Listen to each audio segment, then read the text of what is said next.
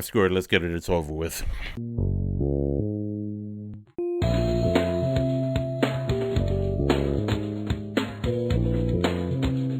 Welcome to Horror and Coffee. I'm your host, Ralph Perez. If you like what you're seeing here, please tap on that bell for future notifications for future Horror and Coffee content. And I hope you subscribe. Good people out there, thank you for those who have already done so. You guys are awesome. I'm trying to build that community, Horror and Coffee. If you like horror movies and if you like coffee, this place is for you. Okay, the reason why I said the way I said it, how I said it, because I watched The Cleansing Hour. My buddy Vic, co-founder of Horror and Coffee, asked me to check it out. He hadn't checked it out either, but he thought it was interesting. So he threw the trailer my way, and I was like, oh, this is interesting. So I watched it. Oh man, did I watch it. Okay, it's directed by Damien Bavick, and it stars Ryan Guzman, Kyle Gallner, I'm trying to read the names right because I'm terrible with names, those of you who know me, and Alex Angelis. All right, this reminded me a lot of The Last Exorcism, except it was different. It was basically a phony guy who was pretending to be a priest, a Catholic exorcist priest, who had a lot of followers on YouTube or whatever how they didn't mention YouTube by name, but it was obvious. And he had like a live streaming show where he would exorcise a demon out of somebody, and people would be like, oh, and they'll give him likes and all that stuff. It's a social media thing, right? Well, one night, they came across the real deal. You see, before that, everything was staged. In the beginning, you saw that. Like, in the beginning, it gives you the impression that it was real, but then they said, cut, lights, great job, everybody. It was great. By the way, there's going to be spoilers in this because I can't talk about this film without mentioning spoilers. So if you haven't seen this movie yet, click this off, go watch the movie, come back, and talk to me. In my opinion, this movie was god-awful. The only good thing about this film was its cinematography. The shots were great. And the practical effects. I have to give it to them. They did practical effects, which is not as common as it used to be in horror. But now, in this film, you could tell. The practical effects, you could tell it from the CGI effects, which, by the way, were horrible. Did not like the CGI effects, loved the practical effects. That is where the liking ends. That's it. That is where the liking ends. They come across, they're doing a live stream, and they come across the real deal. The girl, Alex Angelis, plays the fiance of the fake priest's friend who runs the show behind the controls. He's the one who controls the lights, the special effects, the sounds, and all that kind of stuff. And they end up facing this real demon that enters his fiance. She's chained up in the chair, and they think this is just part of the show, and then eventually it turns out that they realize it's not, and it becomes a stupid, how can I say this, shit show of gore and dumbness that I cannot comprehend with my brain. Right? Everything starts going nuts. People start dying left and right. The demon speaking through the girl. They're trying to find the name, because they got the books, right? The rituals and everything, Okay, let's see. You got to address the demon by its name so that way you can leave and stuff like that. And they kept on trying to go through names to find out what the name was. For the next the first act kind of sets the tone and the stage for what's to come. The second and third acts, and it's hard for me to tell when it stops being the second act or starts being the third act, is because it's completely chaotic, right?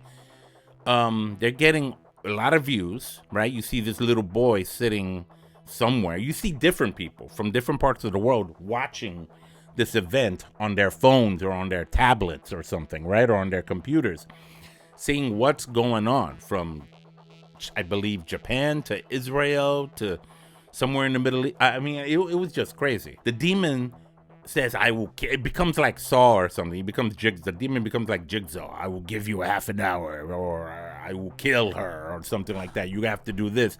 And the guy who pretended to be the priest, is waving at the screen. This is really happening. This is really happening. Oh my God. Oh my God. Hilarious, because you see how corrupt he is in the beginning, being such a con man. And this broke him because he had to be remorseful and paying of his past sins. What we end up seeing here is him and his best friend, the other guy. They have to confront not only this demon, but their own personal demons, their own personal ills of what they've done to get to where they're at. So you see a lot of, they grew up together in a Catholic school or foster place, and there was this evil woman, could have been a nun, I couldn't tell, and she was like abusing them and all this stuff. A lot of Catholic, the whole bastardization of what the Catholic image looks like in media and everything, considering the sign of the times, it all comes out blaring in this film. But that's not why I didn't like it. I didn't like it because the third act particularly was the dragging part. It was a slow burn in a third act. It kept going and going and going. You think it was over after this priest, I think 1, 2, 3, 4 times, we thought he was able to overcome the evil. And then the evil would come back. Meanwhile, the whole world is tuning in, seeing this happen, people dying, live stream and all that. Where's the FBI? Where are the people that are like, Jack, we need to trace this video stream, find out where it's coming from so that we can go and put a stop to this. They're killing real people here. What happened to all that? Didn't happen. Like they couldn't trace that. Come on, man. Really? As a result, it ended up being funny in a stupid way. I didn't like it. If there was any kind of message this movie would actually bring out, is not only does it convey the idea that, your past can come back to haunt you in the most worst possible way in the case of the main characters here. But, and I won't reveal that, those who watch it and see what I mean. Like, oh no, what? You mean that happened? You mean that? Oh my God, it kept on going. The demon was like, wait, I'm not done yet. I'm like, what? Stupid already. I was like, oh, come on, just kill him already if you want to do that.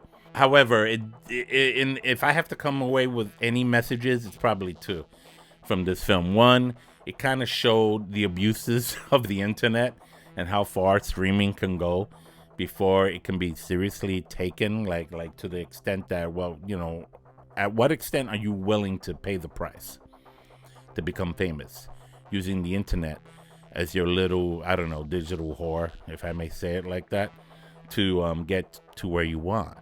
I also liked the very ending, because the very ending, major character shows up, and it just makes it even worse. Like to the point of, really? It went this far now? Really? In this little studio? Okay, fine. As a result, it spread like a virus. And in the, throughout the population, the people that were watching the people that you see in the movies that are watching everything go down in their tablets and their phones and everything, something happens to them, and then it kind of spreads like a virus throughout the world. And I guess it's tied into the first reason why this movie had, I think, a certain message.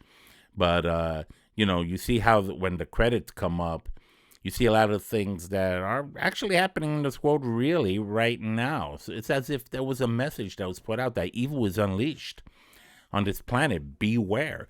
So if you want to treat this film as a kind of a warning, that's a good way to look at it. As for me, I'm going to look at it as just 1 coffee cup, because I did not like this movie.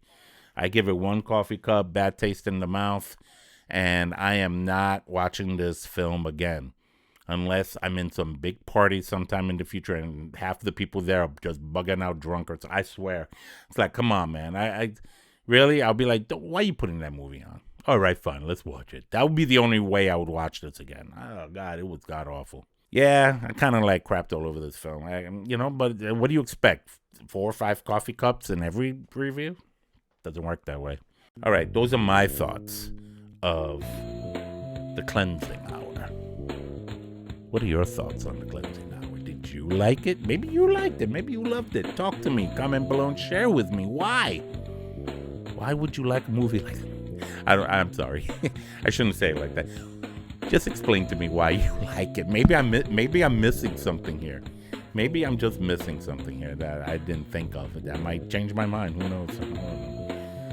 I'm just this little grain of sand on this giant beach we call Earth. What can I say? I only have an opinion here. Ralph Perez, Horror and Coffee. Don't forget to subscribe. A lot of good stuff coming up in the next few weeks. I'll keep you posted. Take care.